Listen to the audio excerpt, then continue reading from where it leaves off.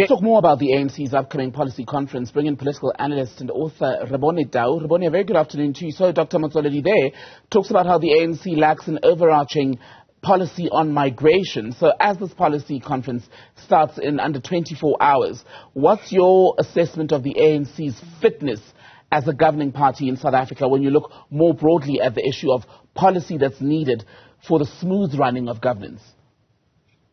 Good day and good to the viewers at home. I think the ANC always comes up with policy, besides the one of migration that the minister spoke about. The ANC has always had policy conference. This is not a first policy conference, but the problem with the ANC is the implementation part. But on the issue of migrants that the minister speaks about, I mean, we know that from him as Minister of Home Affairs, he's been consistent on the issue of migrants.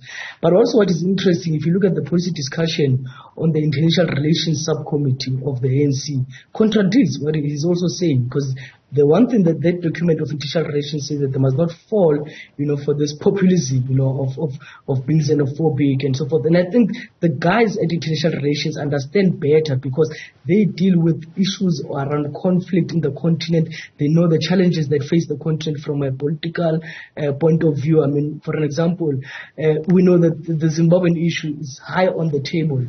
And South Africa has played a critical role in Zimbabwe, during the mediation. We can go back as during the era of former President Thabo Mbeki. We can go back and look at what you call the government of national unity. We can go and look at the global party agreement, which South Africa was very central. And most of the things, especially in the global party agreement, were never implemented. And South Africa, I feel that has failed the people of Zimbabwe in making sure that the GPA is fully implemented. We know in 2020, President Ramaphosa sent a special envoy to Zimbabwe, which was led by Mebalek and Sidney Mfumati. We know the delegation of the ANC that went with the Minister then of Defense to Zimbabwe. So they can't have to want to look at this problem of Zimbabweans being in South Africa in isolation of what is currently happening in Zimbabwe. Zimbabwe is preparing for its national elections next year. We know the political violence that always happens around the elections in Zimbabwe. Right.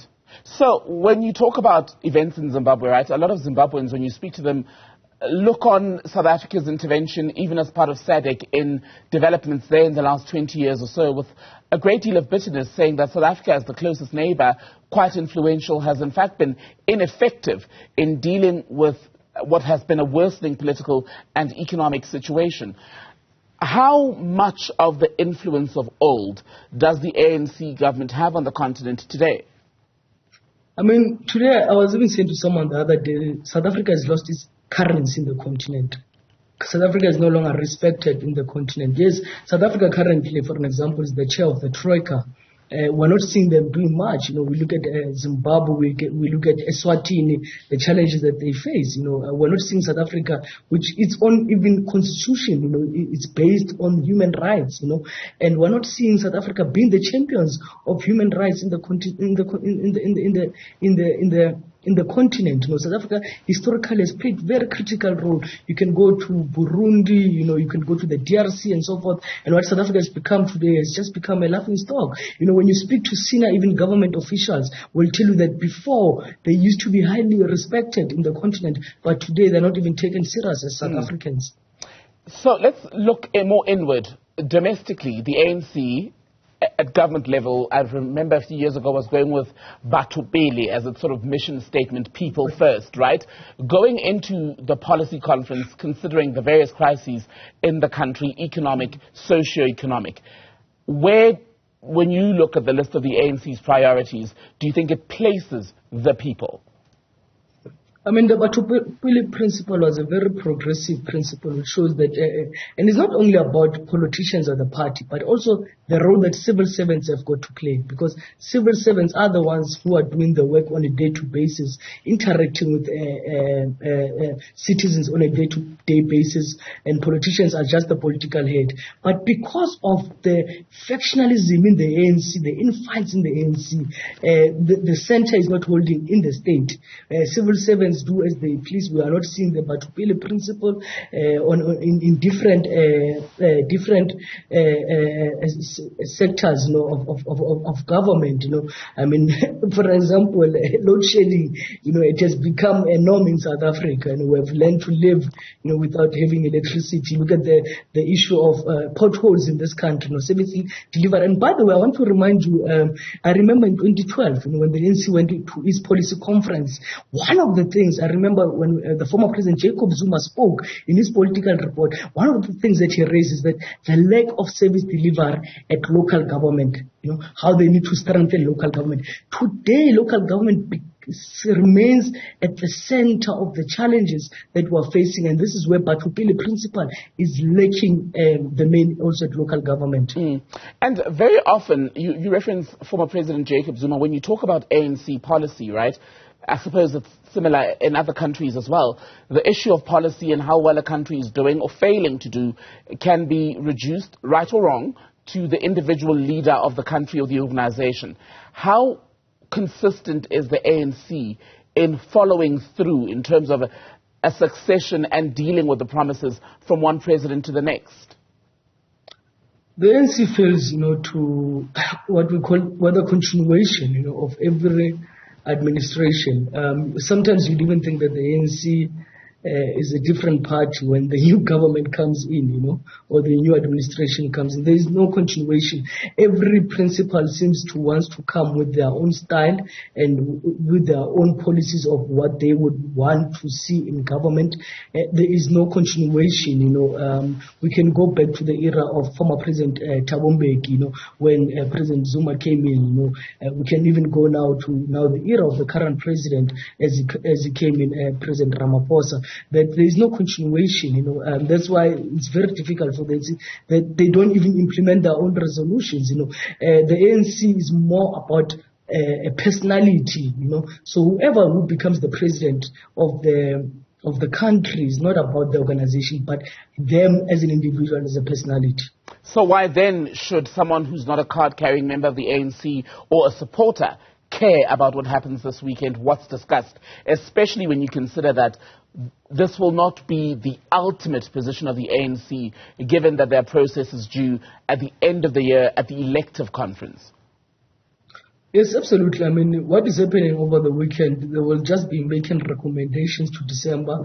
Everything will be adopted or can still be engaged further. And what people don't know about this policy conference is very different from the past. In the past, you used to have BGMs, where branch members will go as individual branches to go and represent their branches at the policy conference. This time around, what I've been told is that there were no BGMs for this policy conference. The national allocated to provinces a proposition of how many delegates you should bring to this conference. So this is going to be a very different policy conference compared to in the past. So we might see certain things right now being recommended to December, and only in December, that's when delegates of branches will come, and they might change certain things that were actually made as recommendations, because they might say, we were never part of this process. We don't know how the people who were elected to be delegates to policy, how that thing came about. But the ANC is at a point where it needs to give South Africans confidence. And now we know at the center of this policy conference is the step aside. And then, pardon me, Rebone, on the issue of the step-aside rule, I was speaking to Professor Stephen Friedman, I think it was yesterday or the day before, about that rule and how much it's dominated the conversation about ANC policy going into this gathering. And what I asked him was whether or not the attention and airtime given to that issue has not happened at the expense of other very important issues in the country, and whether it's justified. Well, unfortunately, ANC is a political party, and political parties, especially a party like the ANC, where the center is not holding within the party. I mean, this NEC of the ANC that is outgoing in December, they have failed to unite since day one, when they were elected, and that's why the step-aside issue remains at the center over many issues that we are facing as a nation. I mean, look at the price of petrol, the cost of living being high, the unemployment, the energy challenges that we are facing in this country. And we are seeing that only step aside seems to be a preoccupation, we have seen that so far Mpumalanga and Northern Cape are saying no, they still support the position of step aside. Maybe it might have to be relooked. We've seen KZN and Limpopo. I'm told that Gauteng was sitting last night at the PEC, and they were saying that they also wanted to scrap, this resolution. But the problem is that there is still a problem within the ANC of some of its deployed cadres, how they conduct themselves. So scrapping it, the question that will it be in the best interest of South Africans or the best interest of a particular faction? So these are some of the things that they themselves, as members of the ANC, as they meet over this past weekend, they need to ask themselves that, because 2024 is just a year away. And by the way, you must remember, immediately after December, they have to now start the process of who's going to be parliamentarians in 2024. They will still be fighting amongst themselves. The ANC is forever in a fighting mode as an organization. They never have time to process things and deal with organizational matters. Thank you very much, Rebone Tau. A pleasure to speak to you. Thank you.